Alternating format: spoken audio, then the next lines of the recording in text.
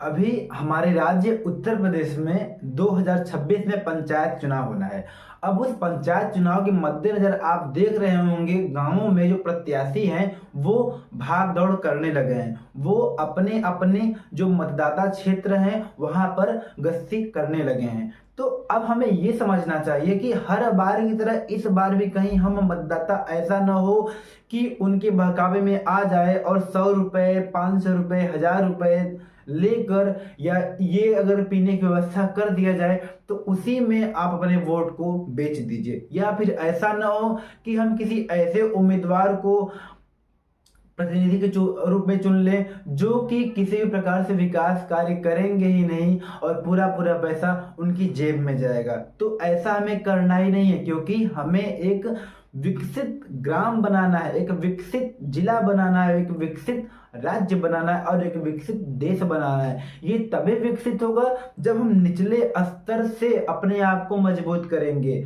हमारा देश गांवों का देश है। हमारे देश में अभी भी 70% की जो आबादी है वो गांव में रहती है, और जब गांव का विकास होगा तभी उस समाज का विकास होगा, उस जिले का विकास होगा, फिर राज्य का विकास होगा, तब जाकर देश का विकास होगा। तो हम ग्राम स्तर पर अगर पैसे लेकर या थोड़ा बहुत इधर से कुछ पीने को मिल गया उसी में अगर हम अपना वोट बेचते रह जाएंगे तो उससे हमारे समाज का, हमारे गांव का भला नहीं होने वाला है। उसके बाद 5 साल तक आपके ग्राम प्रधान या आपके बीडीसी या आपके जिला पंचायत सदस्य और अध्यक्ष आपके पैसे से ही ऐश करेंगे और आपको कुछ नहीं मिलेगा, बस केवल आप कोसते रहेंगे। तो कोसना दूर है, आप अपने हक के लिए अपने पावर का सही इस्तेमाल करिए। तो आज हम समझते हैं कि यूपी में जो पंचायत चुनाव होने वाला है वो कैसे होता है, कितने स्तर पर होता है, जिससे कि ये आपको पढ़ने के लिए, एग्जाम के लिए नहीं बनाया गया है।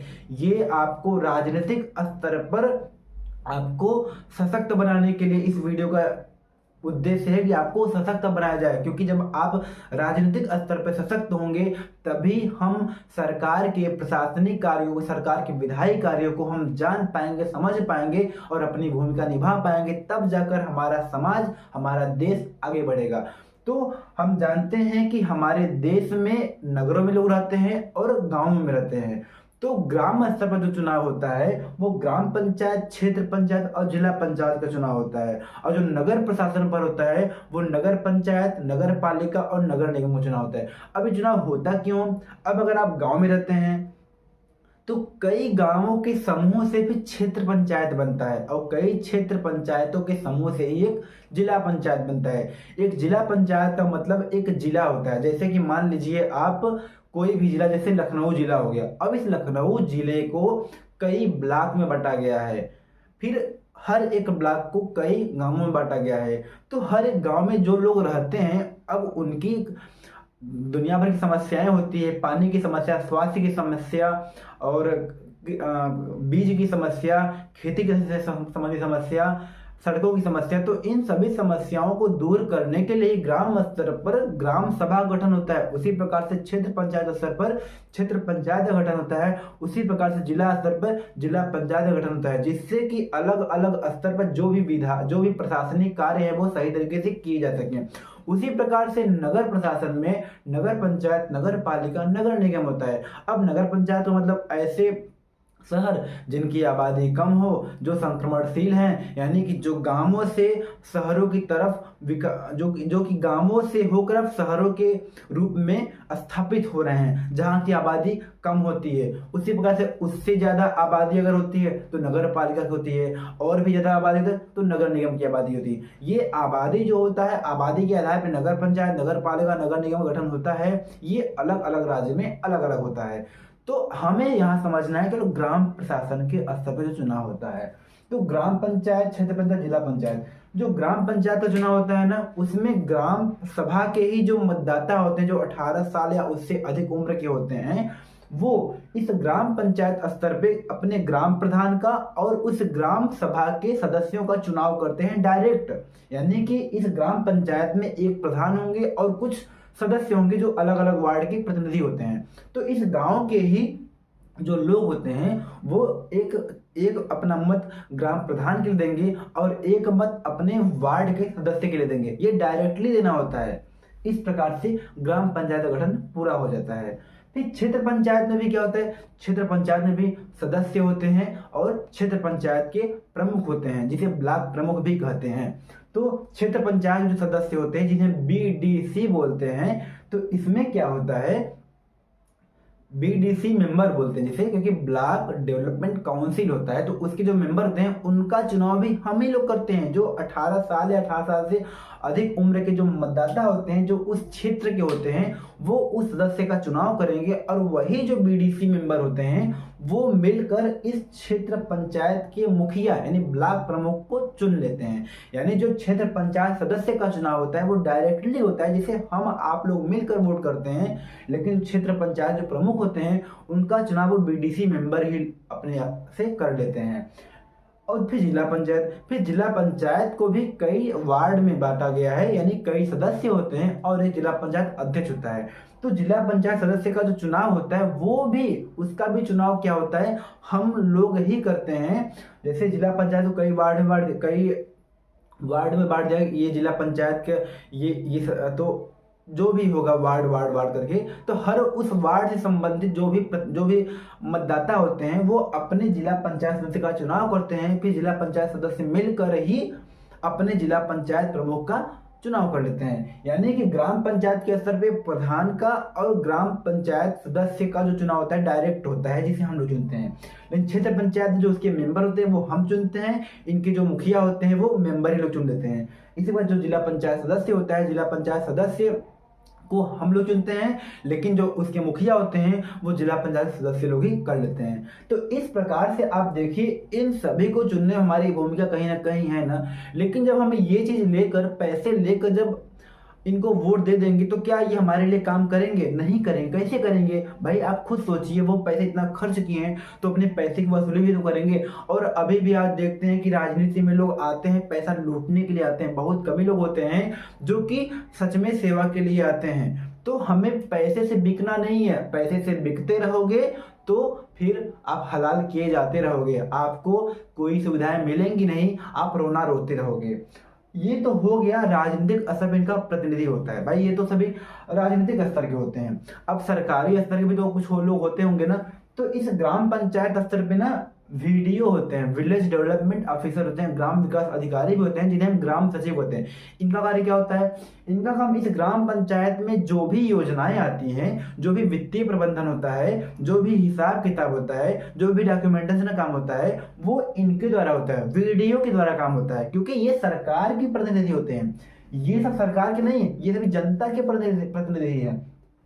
शासन व्यवस्था जनता के प्रतिनिधि के साथ साथ सरकार के प्रतिनिधि के साथ मिलकर होता है। तो ये ग्राम पंचायत, ये हो गए इनकी सहायता के लिए वीडियो होते हैं। फिर क्षेत्र पंचायत, जो क्षेत्र पंचायत होता है, जो उसके स्तर पे जो मुखिया जो सरकार के होते हैं वो होते हैं बीडीओ यानी ब्लॉक डेवलपमेंट ऑफिसर, जो खंड विकास अधिकारी, जो कि देखेंगे तो राज्य लोक सेवा आयोग का एग्जाम देकर आते हैं, वो बीडीओ बनते हैं। ये बीडीओ भी एक प्रकार क्षेत्र पंचायत के सचिव की तरह होते हैं। इस क्षेत्र पंचायत में जितने भी ग्राम पंचायत होते हैं ना, उस ग्राम पंचायत का जो भी प्रशासन का कार्य होता है वो क्षेत्र पंचायत ही करता है। तो जब क्षेत्र पंचायत करेगा तो उसके जो सरकारी जो गवर्नमेंट ऑडिट होता है, जो इस पर जो सरकारी योजनाओं के जो क्रियान्वयन होता है, जो वित्तीय प्रबंधन होता है, क्षेत्र पंचायत जो होता है ग्राम पंचायत और जिला पंचायत के बीच कड़ी होता है, तो ये सभी के लिए बीडीओ जिम्मेदार होता है। अब उसके बाद फिर क्या होता है? जिला पंचायत। अब जो जिला पंचायत होता है, जिला पंचायत के लिए भी जो सरकारी प्रतिनिधि होता है वह सीडीओ होता है, चीफ डेवलपमेंट ऑफिसर होता है। कभी कभी कहीं डीडीओ भी बोलते हैं, डिस्ट्रिक्ट डेवलपमेंट ऑफिसर। ये जो सीडीओ या डीडीओ होता है ना, ये अक्सर क्या होता है कि संघ लोक सेवा आयोग से आते हैं या फिर राज्य लोक सेवा आयोग से भी यही बीडीओ जो होते हैं प्रमोट होकर सीडीओ बनते हैं। तो जो सीडीओ होते हैं ना, जिला पंचायत का कार्य क्या होता है कि इन दोनों स्तर के जो भी शासन प्रशासन होता है, इन दोनों स्तर का परामर्श और पर्यवेक्षण करते हैं, सुपरविजन करते हैं। कोई भी योजनाएं आती है उसके लिए परामर्श करते हैं और इन सभी का सुपरविजन करते हैं। तो इस जिला पंचायत का जो सरकारी प्रतिनिधि होता है वह सीडीओ होता है। इसमें जो भी वित्तीय प्रबंधन हो, जो भी अनुदान मिलता है सरकार से, जो भी डॉक्यूमेंटेशन काम हो, जो भी सरकारी योजनाएं आती हैं, वो उसका हिसाब किताब इन सीडीओ के माध्यम से किया जाता है। अब इसके सिवाय वीडियो स्तर पे भी कुछ सरकारी कर्मचारी होते हैं, कुछ संविदा पे होते हैं। बीडीओ स्तर पर, क्षेत्र पंचायत स्तर पर भी बीडीओ की सहायता के लिए सरकारी कर्मचारी होते हैं, और सीडीओ जिला पंचायत सदस्य स्तर पर भी सीडीओ के साथ कई कर्मचारी, अलग अलग कर्मचारी होते हैं। उसके लिए कभी बात की जाएगी, यहाँ तो बात की जा रही यूपी पंचायत चुनाव की बात। अब हम देखेंगे मतदाता। भाई सोचिए, आप इन सभी के चुनाव में कितनी बड़ी भूमिका निभा रहे हैं। तो अगर कहीं ना कहीं आपके गांव का विकास नहीं हो रहा है ना, तो उसके जिम्मेदार आप हैं, क्योंकि आप केवल वोट देकर आप नहीं खा जा सकते हैं। वोट देने के बाद आपको अपने प्रतिनिधि से सवाल भी करना चाहिए। एक असल मतदाता का मतलब यही होता है, एक शिक्षित मतदाता का मतलब यही होता है। ये नहीं होता है कि आप 100 रुपए, 200, 500 रुपए में अपना वोट को बेच दिए और आराम से मौज कर रहे हैं। कुछ मौज नहीं कर रहे हैं, आपके गांव का ही भला नहीं हो पाएगा, आपका गांव जैसा का तसी रह जाएगा। तो यहाँ पर मतदाता की भूमिका सबसे बड़ी होती है कि वो वोट दे, पहले तो वोट सही प्रतिनिधि को दो और बिना लालच के दें, और वोट देने के बाद बीच बीच में वो अपनी भूमिका निभाते रहें। जहां पर भी कोई समस्या आए तुरंत अपने प्रतिनिधि के पास पहुंचिए, तुरंत, कोई डर नहीं है। और समूह में कोई अकेला नहीं कर पाएगा, क्योंकि जिम्मेदारी है, तो अकेले जाएंगे तो जानते हैं क्या समस्या होती है। भाई अंदर की बात है। कार्य, अब देखिए कार्य जो होता है ना, अब आप जब हम लोग निवास करते हैं अपने ग्राम स्तर पर, क्षेत्र स्तर पर, जिला स्तर पर, जो भी है, तो निवास करते हैं तो हमारी कई सारी समस्या होती है। जैसे हमारी समस्या शिक्षा व्यवस्था को लेकर होती है, फिर पेयजल की समस्या होती है, सफाई की होती है, बिजली की होती है, फिर ग्रामीण सड़कों की होती है, क्षेत्रीय सड़कों की होती है, जिला स्तरीय सड़कों की होती है। फिर उसी प्रकार से क्या होता है कि जो सरकारी योजनाएं होती हैं, कृषि में जो समस्या होती है, उन सभी के कार्यों को यही लोग करते हैं अपने अपने स्तर पर। जैसे ग्राम पंचायत के स्तर पर काम क्या होता है कि भाई इनको चाहिए कि वहां पर जो प्राथमिक और माध्यमिक विद्यालय है वो सही सुचारू रूप से कार्य कर सकें।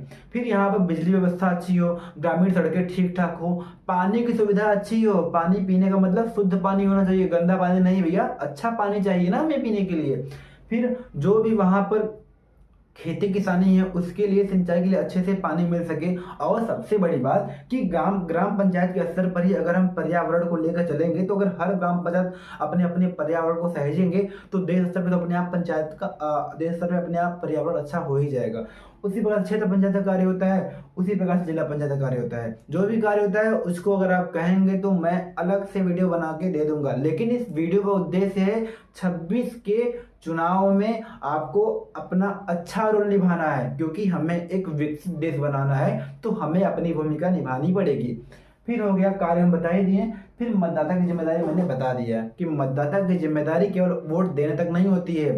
मतदाता की जिम्मेदारी वोट देने के बाद इन प्रतिनिधियों से जबरदस्ती काम कराने की होती है, क्योंकि ये तो काम थोड़ी करेंगे भाई, ये तो पैसे वसूलने के लिए बैठे हैं कि ग्राम प्रधान सदस्य होते हैं, कोई सड़क बनाने का कुछ टेंडर आया, योजना आया, काम हुआ 2 लाख का, दिखा दिए 5 लाख रुपए। अब 5 लाख रुपए दिखा दिए, 3 लाख रुपए इनके जो भी सहायक होते हैं उनके जेब में गया किसका पैसा? हम आप लोग का गया, जो हम लोग खरीदते हैं सामान, सेवाओं का जो लाभ लेते हैं ना, उन पे हम उन सभी पे टैक्स पे करते हैं। अब वो सभी टैक्स कलेक्ट होके केंद्र सरकार, राज्य सरकार के पास जाता है, और वही पैसा फिर ग्राम प्रधान, क्षेत्र पंचायत, जिला पंचायत के पास आता है। और इसी बात क्षेत्र पंचायत, जिला पंचायत, यानी यहाँ पर पैसे की चोरी कम होती है, यहाँ पर और ज्यादा, यहाँ पर और ज्यादा होती है। तो भाई ये सब जानते हैं, बस कोई बोलता नहीं है। लेकिन मतदाता आप हैं, अगर हर मतदाता इन सब चीजों के लिए जागरूक हो जाएगा तो कोई 1 रुपया भी चोरी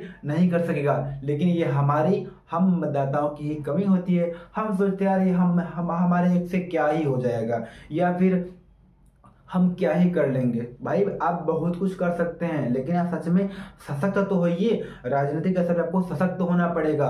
सोचिए, ये जो है ना, ये 72वां संविधान संशोधन अधिनियम 1992 के द्वारा ही इसका किया गया है। आज तक बहुत ही अच्छे सब कुछ होता जा रहा है, लेकिन अभी भी इन स्तर पे भ्रष्टाचार कम नहीं हो रहा है। इसलिए कम नहीं हो रहा है क्योंकि हम अपनी भूमिका भी नहीं निभा पा रहे हैं। अगर हमारे यहाँ गांव की सड़क बन रही है तो वो गांव की सड़क सही बननी चाहिए। अगर हमारे यहाँ पानी की सुविधा हो रही है तो साफ पानी आना चाहिए। अगर हमारे यहाँ बिजली की व्यवस्था हो रही है, अगर पोल गड़ रहा है और उस पर अगर लाइट है तो वो लाइट ठीक तरीके से काम करना चाहिए। अगर हमारे यहाँ पर तालाब नहीं है तो तालाब की अच्छी व्यवस्था हो। ऐसा ना हो कि तालाब बने और बाकी सब पैसा हजम हो जाए फाइलों में ही। तो इस प्रकार से हम अपनी भूमिका निभाएंगे और अपनी जिम्मेदारी निभाएंगे, तब जाके हमारे जब गांव का विकास होगा तो क्षेत्र का विकास होगा, इसका विकास होगा तो इसका विकास होगा। जब इसका विकास होगा भाई तो राज्य का विकास होगा, फिर देश का विकास होगा और हमारे देश का डंका बजेगा। तो जैसा भी आपको वीडियो लगा कमेंट में जरूर बताइएगा। लेकिन हाँ, ये ध्यान दीजिएगा कि यूपी में जो पंचायत चुनाव 26 होने वाला है, इसमें आप एक सशक्त और शिक्षित मतदाता बनकर अपनी जिम्मेदारी का वहन करिए, तभी जाकर हम सशक्त कहे जाएंगे। धन्यवाद।